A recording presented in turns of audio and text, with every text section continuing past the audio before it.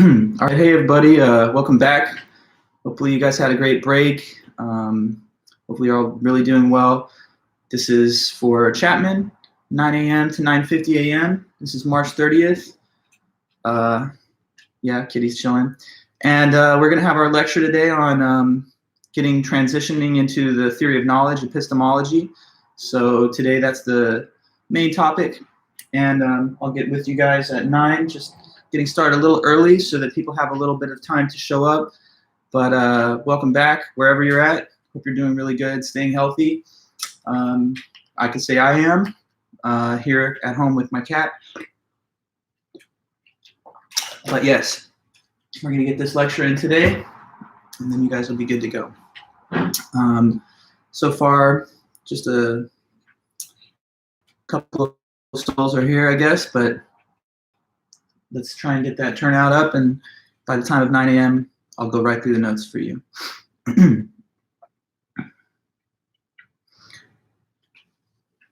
Kitty. She's always getting involved, you know what I mean? Kitty, what's up? Trying to learn philosophy or what?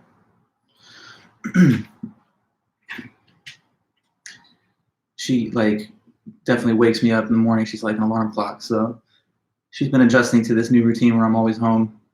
I don't know. I think she likes it a lot, but it's also different for both of us. All right, welcome everybody. Good morning.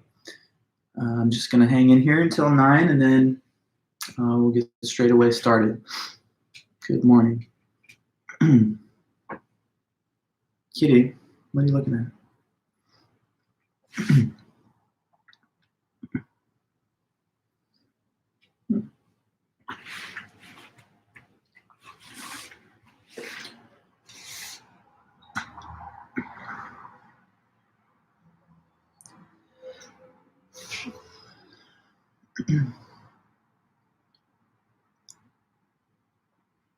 Good morning, welcome one, welcome all.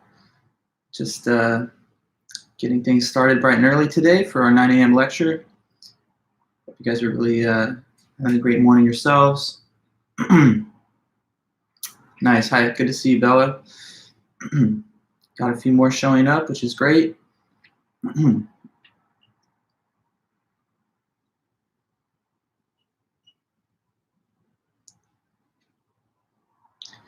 16 years old. I mean, can you believe it? She's really going strong.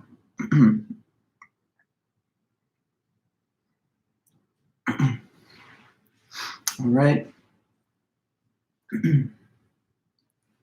Important meeting today, one that people don't want to miss, on a new topic as we transition beyond, the halfway point of the semester, getting into some new material. Hey, Marissa, nice to see you there. Anybody who's hanging out and watching this live stream, definitely chime in any point. Tap in, chat, ask questions, comment.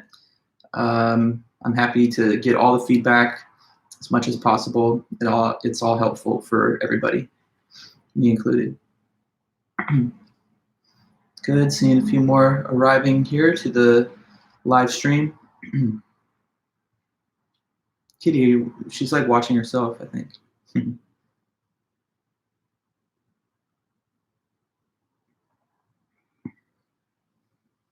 Kitty's a little star, huh?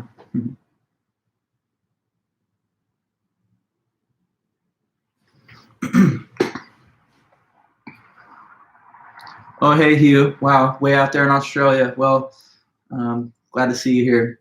Marissa, my cat's name is Kitty. So, I mean, sorry to disappoint, but I think it fits.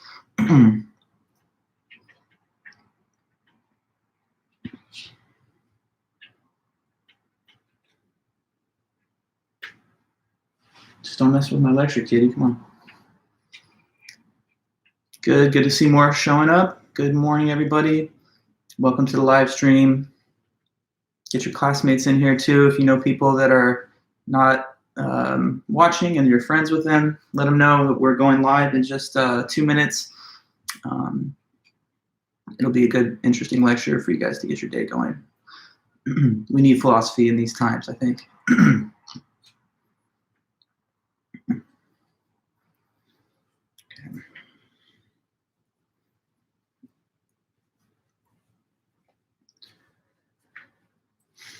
Okay, good to see we got a solid crew, at least a few.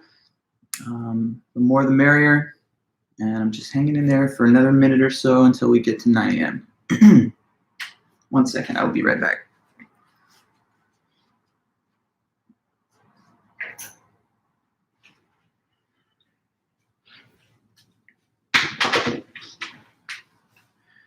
All right. I should just leave Kitty, and then the next few people that show up will be like, what is really happening? All right, good morning. Good morning to you guys arriving just now for our 9 a.m. lecture.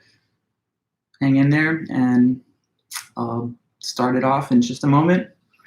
Kitty's feeling a little social today, so she's kind of hanging out and walking around. Hello, hi, Emily.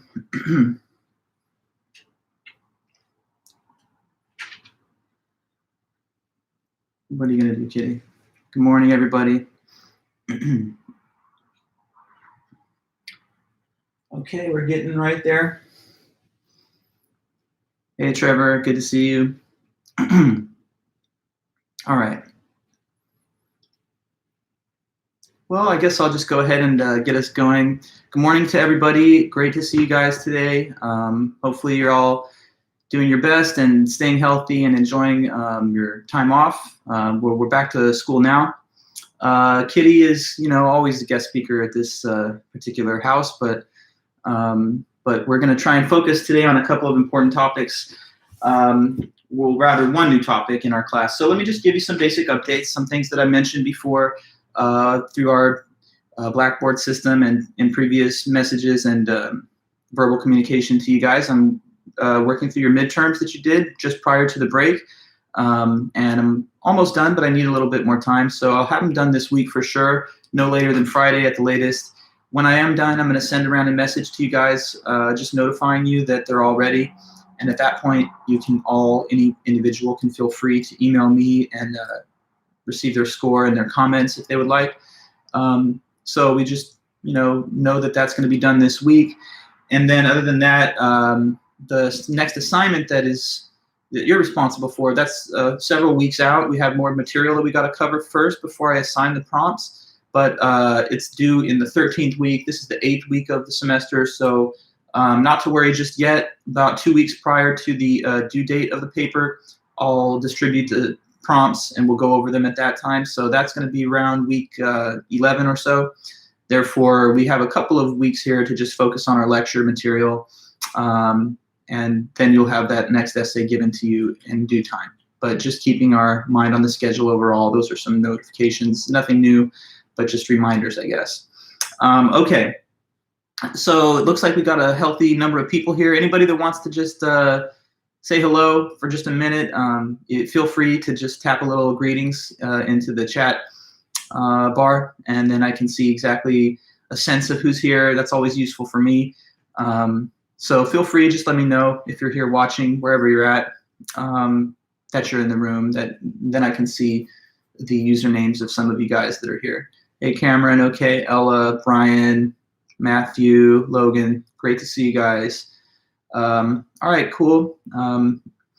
Just to continue to let me know, Ava, Allison, Mason, great, Riley, Carly. Okay, good. I'm really happy to see you guys, and let's then just get back into our material. Lucas, great to see everybody.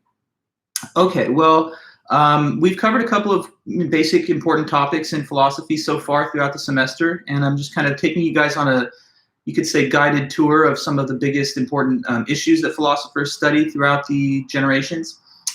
We began with the philosophy of religion and arguments concerning the existence and nature of God. What arguments have ever been established to try and prove the case that God exists, what criticisms have been made against them, and all of that. And so we studied that and wrote a paper on it. Afterwards, we started to work with the world of ethics. Ethics is another branch of philosophy that deals with the concept of right and wrong, moral, immoral, just and unjust. What theories exist to try and supply answers to questions like what makes an act morally permissible or impermissible. And we studied, utilitarian ethics, Kantian ethics, and then we also applied those theories to a couple of issues. For one, whether we have a moral obligation to assist the global poor, and then also the interesting dilemma of the trolley problem. So that brings us to today, fresh off of our spring break, and we're going into a third major subject in philosophy. And this is going to take up a couple of weeks' time, maybe at least a week or so. So what I'm telling you now is we're branching over into a new subject in philosophy, which is called epistemology. And so here's the word.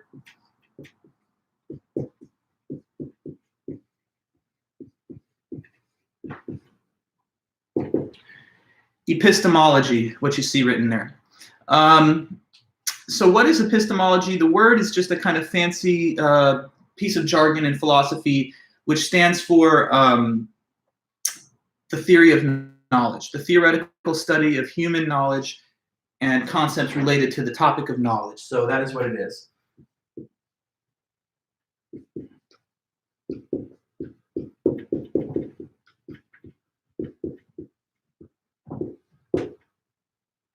Okay, so the theory of knowledge, that is another major subject in philosophy, and within this subject, the main questions are: what is knowledge? How do people attain knowledge? Where does it come from? What are the components required, or the ingredients, the conditions that are required in order for someone to know something? So what's the definition or concept or understanding of human knowledge? When do we have knowledge? What things do we know? What things do we not know? And then other interesting related questions like, what is the difference between actually knowing something and merely having a lucky guess or a true belief about it that's not knowledge? Good to see you there, Quinn, Elon, and others. But yeah, the question is about knowledge. What is human knowledge? What's the definition of it? Can we break that down and analyze it in some detail? Since knowledge lies right at the heart of so much important subject matter for human life, scientific knowledge, physical knowledge, knowledge of morality, knowledge of common sense facts. Since knowledge is something that humans seem to have in a greater abundance than any other life form, we kind of want to understand what this thing is, knowledge, and what it takes to have it. So that's a big area in philosophy.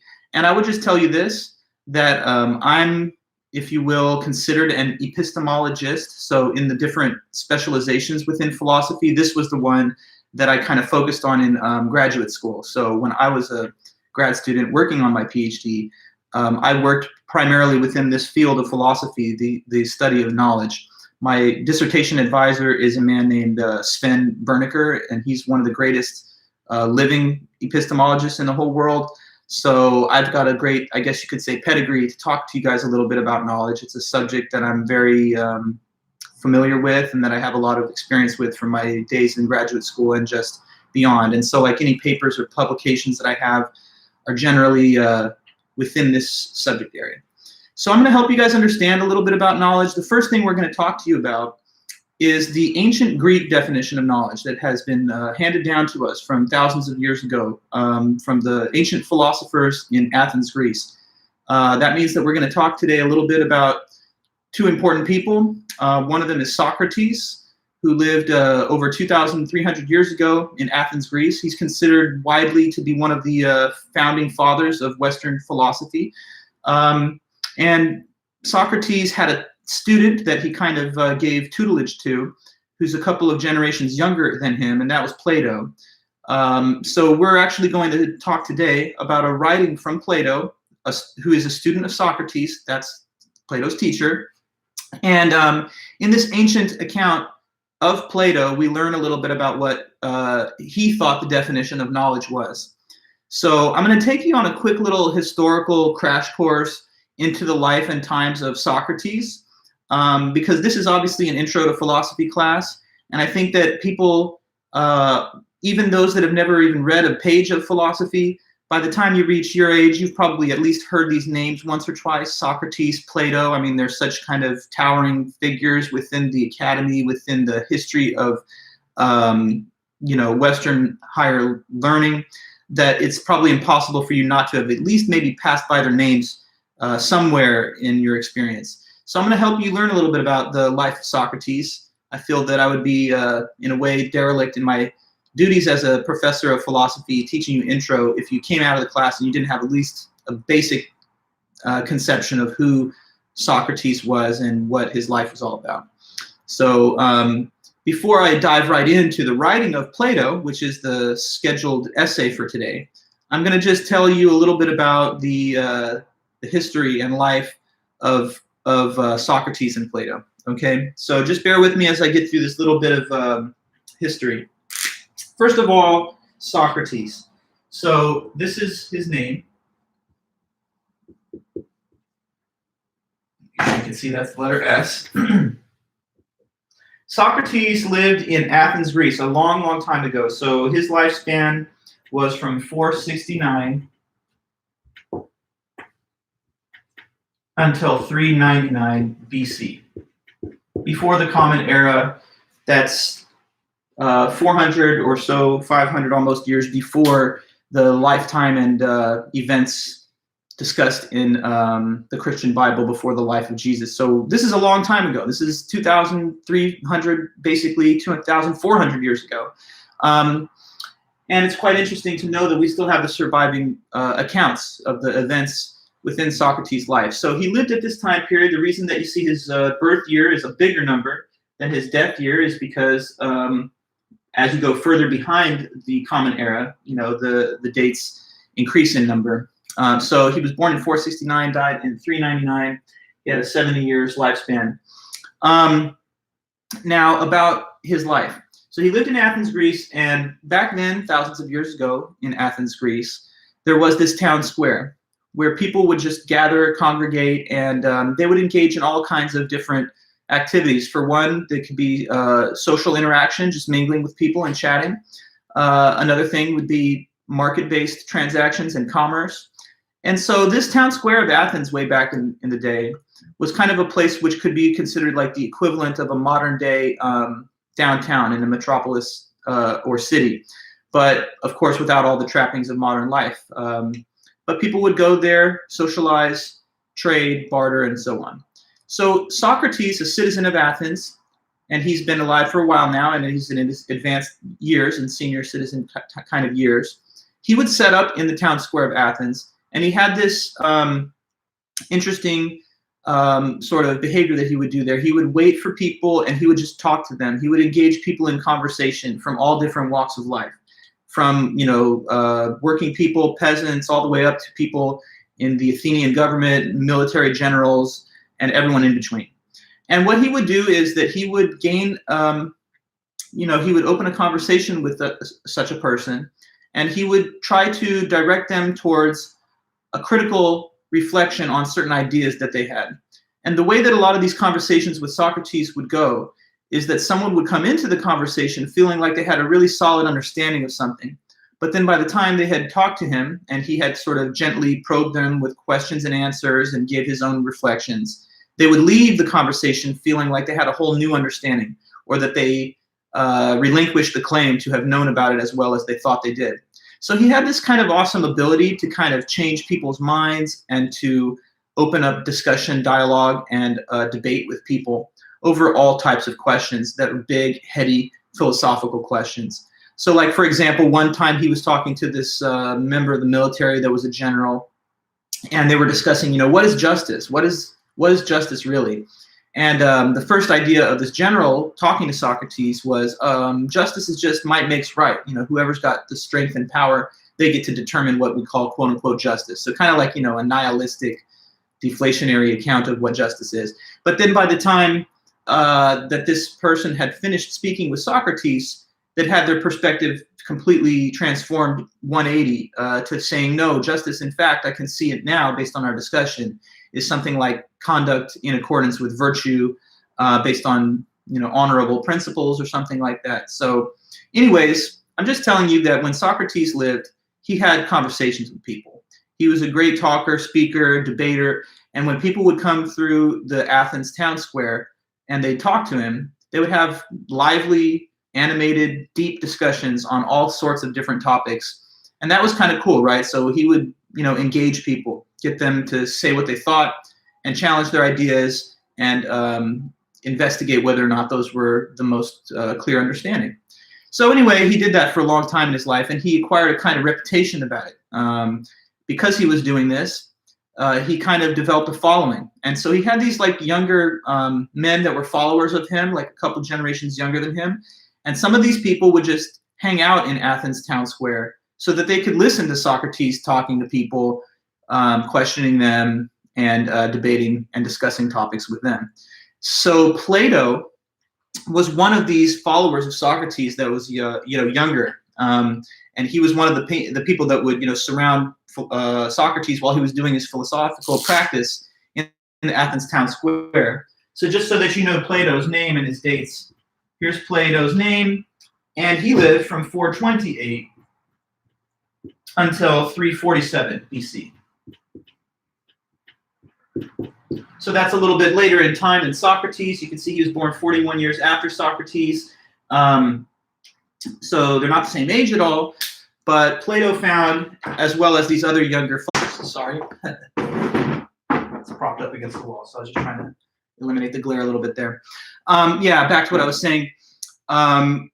Plato and the other followers of Socrates thought that it was so interesting and cool that he would challenge the received wisdom that other people thought they had, that he would be willing to step up and call out for criticism or debate, ideas they had heard from their parents, from their teachers, from members of their own society. So he was inspiring because he kind of showed people that they could challenge authority, that they could think for themselves, that they could reach their own reasoned conclusions on all kinds of things. So Plato was part of that movement of younger guys that thought Socrates was awesome and that they wanted to listen to him and learn from him. Okay? But here's the thing. As much as there were these younger followers of Plato that liked him, that thought he was doing something great, he wasn't popular with everybody. In fact, there were the Athenian government, and they did not like Socrates. They kind of had a different reaction to him and his activity in the town square. What the Athenian government believed, so I'm talking about, the authorities in Athens. They thought this guy Socrates is dangerous. We think that he's subversive. We think that he's corrupting the minds of these young people. Maybe because they hear Socrates and his willingness to challenge authority and such and tradition, maybe they're going to stop believing in the Greek gods. Maybe they're going to disobey their parents or rebel against the teachings of their teachers. So the rumors and accusations against Socrates developed within the hall of, the Athenian government. And so they decided something. They said, we want to stop Socrates. We got to get him to shut down this whole philosophical discussion that he has going on in the town square. So a decision was made then by those folks in the government. We're going to send a messenger over to Socrates, and we're going to deliver this message to him that he has to basically stop. He has to, completely abandon all this philosophical behavior. And if he does, that'll be fine. But if he does not do it, then we're going to tell him we'll arrest him and we'll put him on charges, and prosecute him. So that was the ultimate to stop practicing philosophy in the town square. And if you don't do it, if you don't stop, we will come back and we'll arrest you and press charges, right? So that's what they said to him. Now, Socrates, of course, is righteous. He feels that this is unjust and he's being persecuted without any good cause. And so he refuses to abide by that order, and he continues practicing philosophy in the town square nonetheless. So because he does that, the court discovers this fact, and then they do make good on their threat to arrest him. So Socrates becomes arrested by Athens. Now, the events of Socrates' life, small digression, but we're getting back to the main theme in a second. The events of Socrates' life are only known because other people wrote about the things that he did and the things that he said. The number one writer about the life of Socrates, and the number one reason that we still have all these facts about him that we can discuss today, thousands of years later, is because Plato, his student, wrote down many of these episodes. And there's a whole collection of writings from the man Plato, which are called Platonic dialogues. Okay, so in these different dialogues, Plato discusses his philosophical thought, and he oftentimes, most always, uses Socrates as the main character in these written dialogues, who speaks and advances a philosophical argument. So, speaker, an orator. So Socrates spoke. He never committed anything down to the written word, but Plato and others who observed him and watched his life they did write about those things. And so that's the reason that we can talk about it today, because the Platonic dialogues have survived through the generations, and we still have them. But it's not the only accounts of Socrates' life that establish the fact that he lived. For example, there are court records of the time. There's also a playwright named Aristophanes who wrote a play called The Clouds, and within that play he refers to Socrates. And so there are other contemporaneous writings from the time period that give evidence and attest to the fact that Socrates lived. So that's well established. But Plato is the #1 source of writings. Now, in these different Platonic dialogues, as they are called, Socrates is usually the main speaker. And one of those dialogues is the one that talks about Socrates' trial in by the Athenian government. So if you ever want to read about that, beyond the sort of very brief summary I'm going to give you right now, you'd go back and you would find this work called the Apology. So Plato's Apology is the work of Plato that does discuss the whole events surrounding Socrates' trial. Okay, so let me tell you what basically happened next. So if you've been following my little description of the facts, Socrates taught in Athens.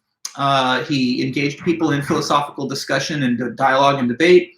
Some people thought it was cool and inspiring, these younger folks, these younger guys that followed him and listened to him, that were his sort of students. But then the Athenian government thought he was a subversive figure and they wanted to shut him down. So they threatened him. They said, you have to stop. He refused, so he gets arrested. Okay, so now he's been put on trial. Now, of course, we have a criminal justice system with a trial by jury procedure in our own country and in most of the Western world. In the United States, we have a jury, I believe, of 12 randomly selected people that are peers of the accused who have to render a verdict, right? Well, in the Athenian system, there was a jury trial system also, except it wasn't a small panel of 12. In fact, the way that it worked back then in that part of the world was that when there was a trial, there would be community-wide participation by every eligible adult male who could serve on a jury. So instead of having like 12 jurors, basically you'd have hundreds and hundreds. And they would be all seated in big auditorium type hall, listening to the arguments being given on the floor. So there were hundreds of male adult jurors hearing the arguments concerning Socrates' trial. So the way it went down was that the government, the prosecutors, they were arguing that he's corrupting the youth and that he's going to cause the youth to no longer believe in the traditional Greek gods. Socrates acts in his own defense to try and rebut these charges, that he's not at all trying to mislead the youth into abandoning the belief in the Greek gods. In fact, he believes in them himself, and he's a patriotic citizen of Athens and all of that. So he defends himself against the charges. They make their arguments that he's guilty. After the arguments have been conducted both ways, back and forth, there was this custom in Athens' court system, which was that the accused was given one last opportunity to propose a counter penalty to whatever the state had suggested.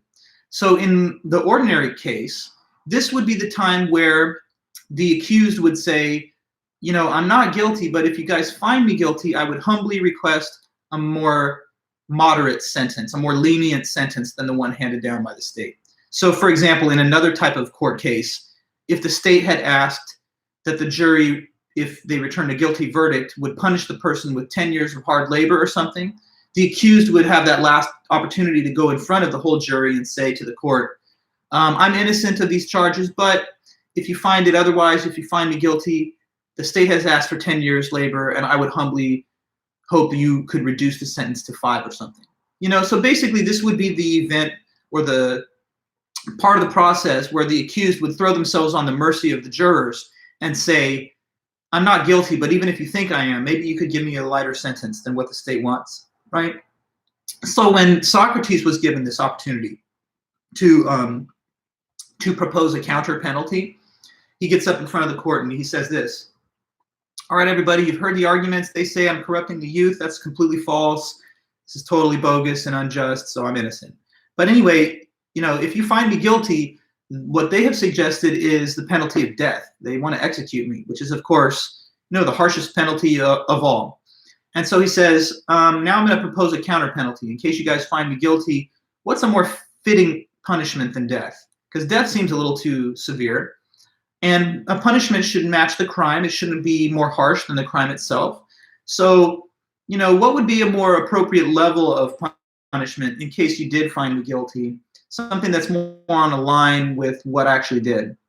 And so he says this. He says, well, okay, if you want to give me what I deserve, I guess, for my so-called crimes, death is way too extreme. So how about we could lower it down a little bit? So if you guys find me guilty, I think this is a better penalty that more is, comparable to the nature of what I actually did.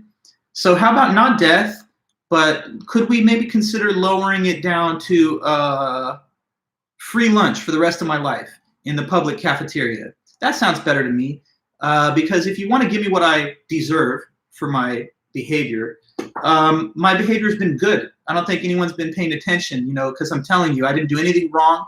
When I'm teaching these young people how to think and act philosophically and to reason, I'm doing something good that improves the intellectual health and integrity of our community. So I'm not doing anything bad. Quite the contrary, I'm doing something good. You understand? So if you're going to convict me and find me guilty, let's not go with death, but how about free lunch for life in the public cafeteria? Now, come on. So what you understand, I hope, is that Socrates is making, he's trying to reject the legitimacy of the entire affair. He says, I'm not guilty. Do you want a counter penalty? How about free lunch for life? Now, obviously, free lunch for life is not a penalty at all, but a kind of reward. And so what he's saying is, if you give me what I deserve based on my own philosophical behavior, I deserve a reward, not a punishment. So far be it from me to even suggest a lighter penalty. What I deserve is some type of congratulations or commendation from society. And by the way, this cafeteria that he's talking about was also reserved for war heroes and famous people in society that had won honors and awards. So it's like a double reinforcement of his message that he's not done anything wrong. Not only does he want free lunch for life, but he wants it to be within a site that's recognized as exclusively for returning heroes of war and other important figures in society. Okay, so the jury leaves, deliberates, they come back, and they return to guilty verdict. They did find Socrates guilty. So he's been convicted now, and the penalty, as I said, is death. So he has to await the execution. Now, there's a little bit more to this story. So let me say this. Socrates is placed in a kind of chamber where he's being held as he awaits the imposition of the death sentence. And there was this cultural superstition that existed in Athens, Greece, this kind of belief that they had, which was this. If there was a person sentenced to die by execution, and there was a ship that was out to sea on a cargo mission, they believed that they had to wait for the ship to safely return home first before doing the execution, because they believed this. If we execute that individual while the ship is out on the ocean, it could upset the gods, and then the gods could punish us by causing the ship to sink. So they didn't want that. And therefore, in order to execute Socrates in a way that would not upset the gods, they had to wait for this ship that was actually out on a cargo venture to return back, which would take a week.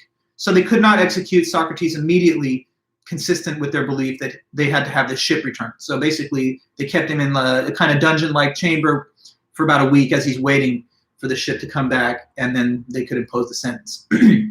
So there's this, time period where he's been convicted, but he's not yet been executed, about a week or so. Now, during that time period, one night, deep in the dark of night, who comes in to Socrates' chamber? But it's Plato and this gang of younger guys that were, his followers and supporters. And if you want to read about this little episode where they talk to him in the prison that night that they kind of snuck into, that's a different dialogue of Plato, which is called Crito. So I'm just telling you that if you ever do further studies in ancient Greek philosophy, or you want to know more about Socrates and Plato, you'd read this work of Plato called Crito, and it discusses what I'm going to mention to you now in more depth. Anyway, so Plato and the young guys, they're there, and they're making their appeal to Socrates. Here's what they say. Socrates, look, we know this is wrong. We know that you're being persecuted for nothing. We know that you've not done anything bad, and that this whole thing of you being executed is a travesty. It's a mockery of justice. It's a total miscarriage of justice. We can't stand to let that happen. So what we did is we like paid off some of the guards and stuff, and we snuck down here, and we've got a bunch of chariots, horse-drawn chariots. We're ready to take you on one of those chariots far away, basically break you out of the prison, help you escape the death penalty, and then you can live and continue to practice philosophy somewhere else, and you can continue to spread the knowledge and wisdom that you have been spreading and pursuing this whole time. We think that's very important. We don't want you to be punished like this. This is not right. So come with us, Socrates. Let's go. We're ready. We got you with all these chariots and stuff, and we got at least some time, but we got to move. If we stay here too long and linger around, then it's not going to work. So that's what they said to Socrates, right? Basically, come on and let's go. We're breaking you out of here. What they're doing to you is wrong. Now, I know you have never been exposed to this piece of history perhaps before, but maybe you could even just make a reasonable guess. What do you think would be Socrates' reaction? That he would go with them or that he would stay? Which one? Anybody has a guess? I'd love to see if you're tracking what I'm talking about here. Do you think this man Socrates escapes the prison with his young fellows, or does not and declines? Marissa, you're saying stay, and that's true. You have the correct intuition, and that's what Socrates did say. He said, I appreciate what you guys are telling me, and I agree with you. It's true. Yes, Carly, he did not go. He didn't go with his young supporters, and here's why. He told them this. He said, I agree with you guys. It wasn't right for me to be prosecuted, and these charges are totally bogus. We can agree on that. That's true. But the thing is, as much as it is an unjust sentence, Socrates says this. He says, I don't agree with the sentence, but I'm also not like an anarchist or something. I don't want to undermine the functioning of our criminal justice system by becoming a fugitive of the law. So as much as he says this was a miscarriage of justice, I don't want to disrespect the criminal justice system as a whole by refusing to accept a penalty that is handed down through its court. So it's kind of an interesting point he's making out of respect and reverence for the Athenian government and its laws. He refuses to abandon the chamber and to escape the punishment. He says a few other things. He says, I love Athens. I don't want to even live as a fugitive of justice, constantly, looking behind my shoulder to worry about whether I will be apprehended. He also says, I've only ever lived in Athens. I've had children here. This is where I've raised my family. This is where I served in the military. So he's also a patriotic veteran of the Athenian military. And he says, it's not what I want in my advanced years, 70 years old or whatever, especially back then. It's not what I want to live a life of a fugitive, and then also abandoning my country, which I in fact love dearly and don't want to disrespect by breaking its laws concerning the burden of facing the punishment. So he said that to them. He also said that because he believed in the immortality of the soul, that he didn't really think that there was much to lose, that his soul would simply escape to the forms, the heavenly forms, and live there eternally. So Socrates refuses on principle to leave. And they plead with him. They try to, debate, discuss it with him. Isn't there something we can say to you to change your mind? But he is firm and refuses to leave. So that's what happens. He doesn't go.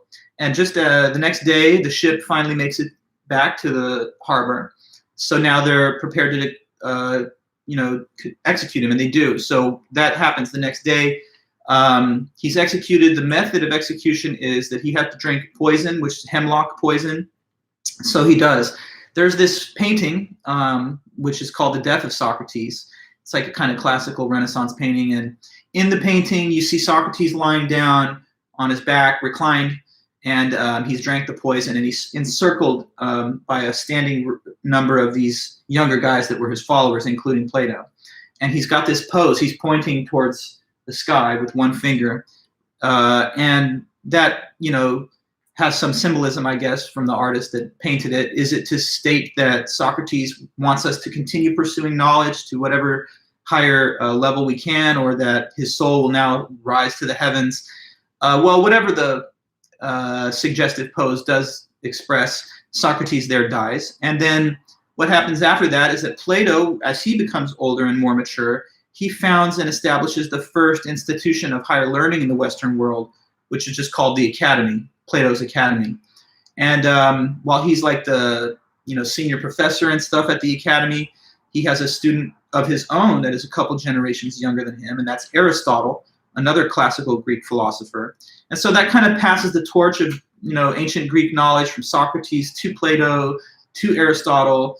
And then later on, when Aristotle is older, he becomes a tutor to Alexander the Great, who ends up conquering a whole bunch of land in Europe and elsewhere. And so that kind of further spreads and creates a permanent record of these ancient Greek ideas that we still are talking about now, thousands of years later. So anyway, that's just my brief summary of the life and events of Socrates. I just kind of wanted to give you that as some background, because we are now going to talk about one of those Platonic dialogues in which Plato discusses the concept of knowledge and uses Socrates, the main character in the dialogue, as the person who delivers these insights. And one more little brief note on the scholarly way of looking at Socrates historically. When you read the Platonic dialogues, like the one that we're going to talk about today and on Wednesday as we continue this discussion, when you read these Platonic dialogues, Socrates is usually the main character. And some people debate how faithful to the actual man is this written description of Socrates. So how much of it is actually the historical Socrates, and how much of it is Plato, embellishing the account of Socrates' life to explain his own ideas? So is Socrates in these dialogues the real Socrates, or is it more like using the guy as a figurehead for the expression of Plato's own ideas? In reality, the truth is always somewhere in the middle, and so I believe that's the most reasonable reaction to that question. Yes, Socrates that's described in the dialogues is somewhat historically accurate, but he might have added a couple of little extras and embellishments to supply his own ideas and arguments through the figure of Socrates. Okay, so just going to erase here a little bit. And so the Platonic dialogue that we're going to discuss is called the Meno.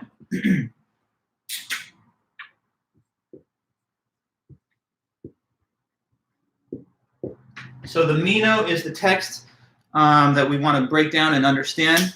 In the Meno, Plato writes about a discussion between Socrates and this Greek general whose name is Meno. And what they're discussing is human knowledge and what it is and what it takes to have it. So this is like the first written account in the Western world of knowledge, which goes back thousands of years and which actually remained the dominant understanding of knowledge for the entire time period from ancient Greece all the way up until randomly 1963, when this American philosopher, when was the Meno written?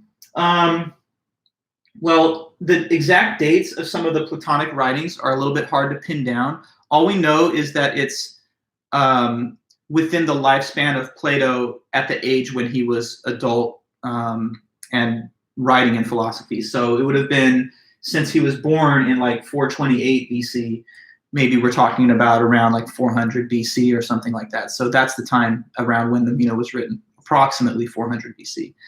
And would the Meno be credited to Plato or Socrates? Good question. The writings are all credited to Plato technically. Socrates never wrote anything, so the only thing that Socrates gets credit for are his ideas, but the writings in which Socrates speaks are all accredited to Plato because he's the only one that committed them to writing.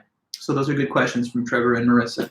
All right, so we're going to break down this Meno essay, but for us to be fully clear and comprehensive about what's going to be discussed, we have to first of all build up a little bit of vocabulary when it comes to the topic of epistemology. So I just have to kind of help you guys understand some important concepts and words that are fundamental to the study of human knowledge. So I'm going to do that for now.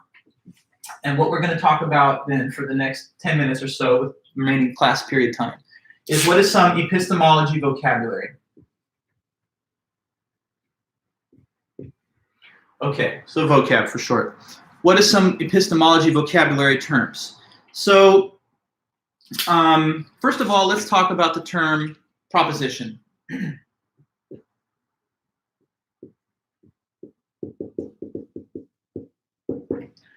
Okay, so proposition as it is used in these philosophical discussions about knowledge and language, what it means is the meaning of a sentence, okay?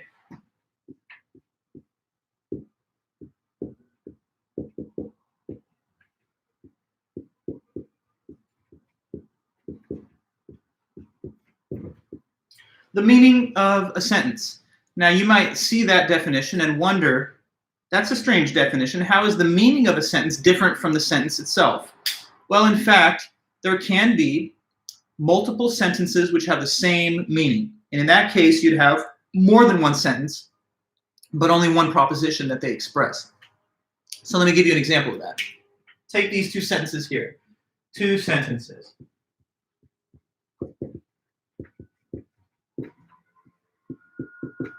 Okay, so the first one that I'm going to write is just the everyday, easy to understand English sentence. The snow is white.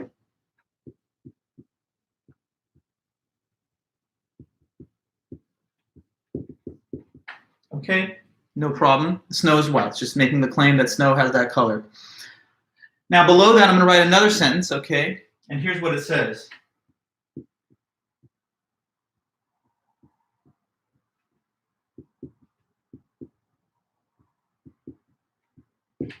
Now what it says there is Der Schnee ist weiß.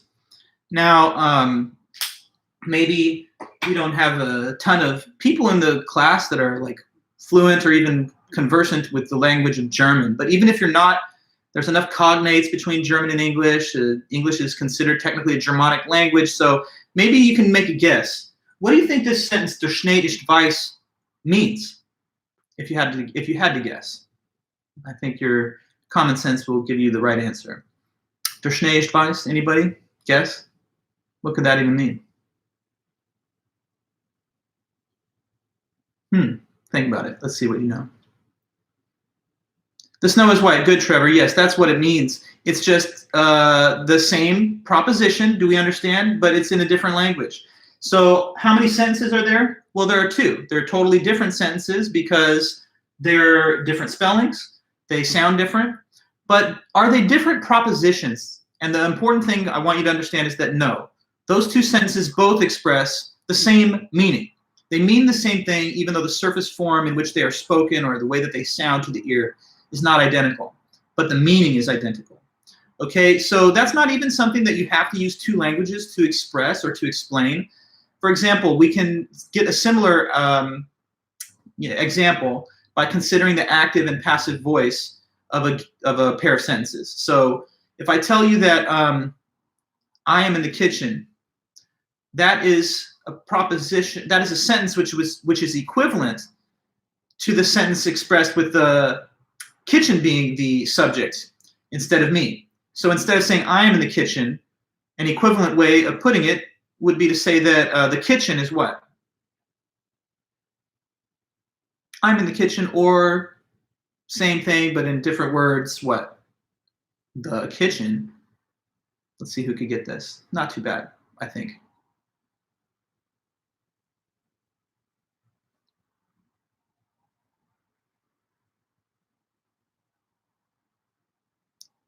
The kitchen is hosting me. Sure, I guess it's an interesting verb with hosting. But yeah, the kitchen is where I am is the same proposition as I am in the kitchen. Exactly. Good, Trevor, and good, Marissa. So with that, I hope you understand that one single proposition can be expressed in a variety of different surface forms in different languages, in slightly reworded order of words or whatever. Okay. Now, the reason we start with this is because propositions are the things that we either have knowledge about or don't. So it is sentences which have propositional content, and it is this proposition content that is something that a person either knows or does not know. So that's the first term that I wanted us to get clear on, the word proposition. Okay. Next, we're going to try and understand the meaning of another word, which is the word truth. Okay, so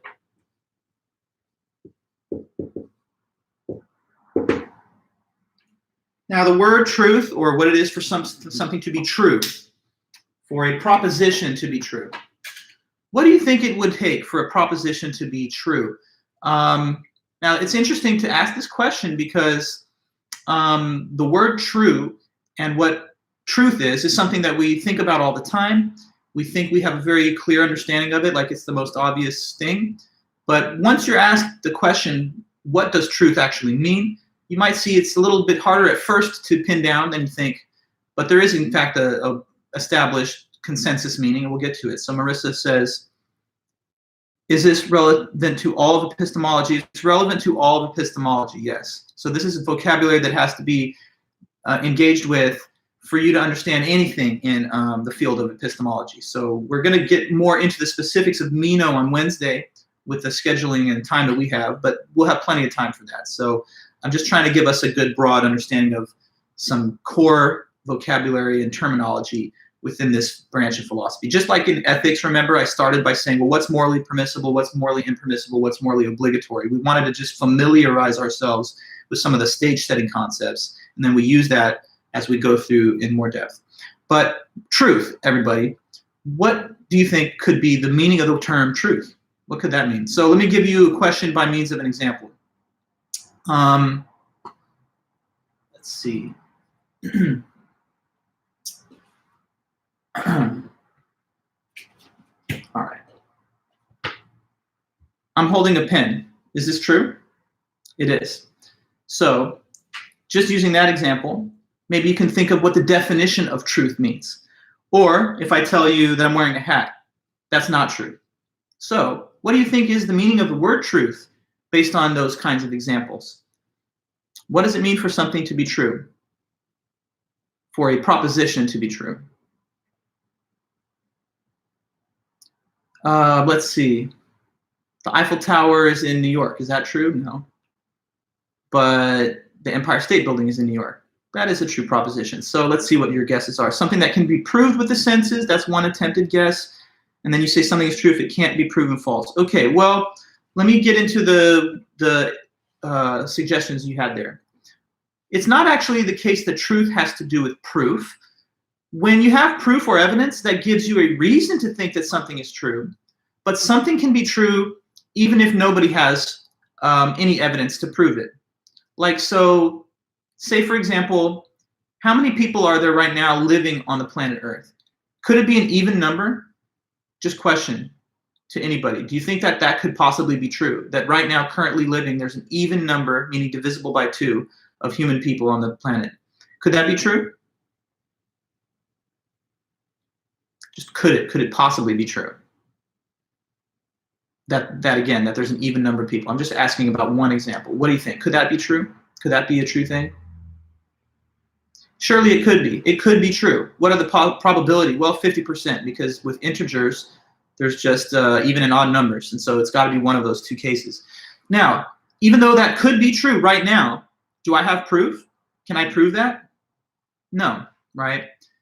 So something can be true even before anybody can prove it, right? So like say right now there could be aliens out there somewhere in outer space, like how we're talking on this planet. Maybe there's aliens somewhere out there in the big universe that are also alive, that are life forms. Could that be true? It could be, but I don't have proof. Nonetheless, it doesn't just become true if it was in the first place when I discover the proof. So if like tomorrow, you know, images from Mars came back from like the Mars rover showing little life forms on the surface of Mars, we wouldn't say, oh, on March 31st, it became true. It was true already prior to the discovery of the fact. So think about that. What then do you think it means for a proposition to be true? One suggested attempt was something that can be proven, but I just mentioned to you that some things are true even when they've not yet been proven, right? Like I don't know, kind of morbid example. Someone could have killed somebody, hid their body somewhere far away, and it's just an unsolved murder. But the truth is that they were murdered, you know, even if nobody has proof or evidence to establish that it's true. So what is true then? For a sentence to be true, what do you think that means? Any other second attempts before we close here? Probable statements? No. It can't be just probable statements, because a probable statement could be false. Like I don't know. It's probable that a coin, if you flip it, could land heads, but that doesn't necessarily mean that it will land heads. It's just a 50-50. So it's not just that it's probable, not that it's possible, not that it has proof to it. It's just something that corresponds to reality. Okay, so let me just write that down. Truth. When what a proposition says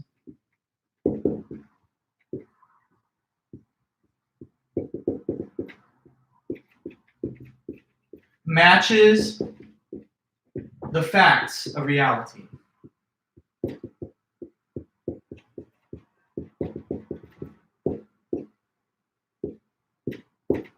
So truth is what happens when the content of a proposition mirrors the world and the facts of the world.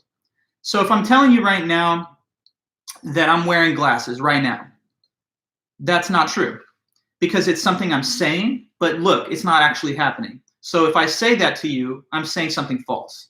If I told you that right now, I don't know, I'm wearing like a blazer, then that's not true either. It's a statement, but it's not true. So what would be a true statement is, I don't know, if I told you I'm wearing a watch, because that's the fact. I'm saying it, but I'm not just saying it. It's also the case. It's the case in reality. So this is sometimes called the correspondence theory of truth. For a sentence or proposition to be true, it just has to match the way the world is. That's why when I'm telling you now that I'm wearing a hat, that's not true. But when I'm telling you that I'm wearing a watch, it is. Okay? And so a thing can be a true proposition even when it has not yet been established by proof to anybody. If there are aliens out there in outer space, then right now that sentence is true, regardless of the fact that we don't have sufficient evidence to prove it as of today. So we've gotten a couple of points within our terminology on epistemology put down today, just what is a proposition and what is truth. And we're going to expand on that and cover the whole remainder of the Meno on Wednesday. And we'll also try to catch up a little bit and go into the second essay on this unit, which is the work of Edmund Gettier. So those are two very short papers. I would advise you guys to try and read them if you haven't already before Wednesday. They're each 1 page or 2 pages, so you can definitely get through them even though they could sound complex prior to our next meeting lecture. So do read Meno and read Gettier's essay as well. And on Wednesday, we'll go over both of those and just continue through our discussions on the theory of knowledge. So thanks a lot, everybody. I hope you've had a great morning. I'm going to have to end it here, I guess, because our class time is up and I have another hour to deliver coming right up. But if anybody has any questions or needs anything, as always, let me know. Hope you guys are having a great day. Take care. Make sure to subscribe and everything to this channel if you haven't. And I'll see you guys back on Wednesday and we will continue. So do those readings and have a great one. Thanks again, everyone. See you there. Okay, bye.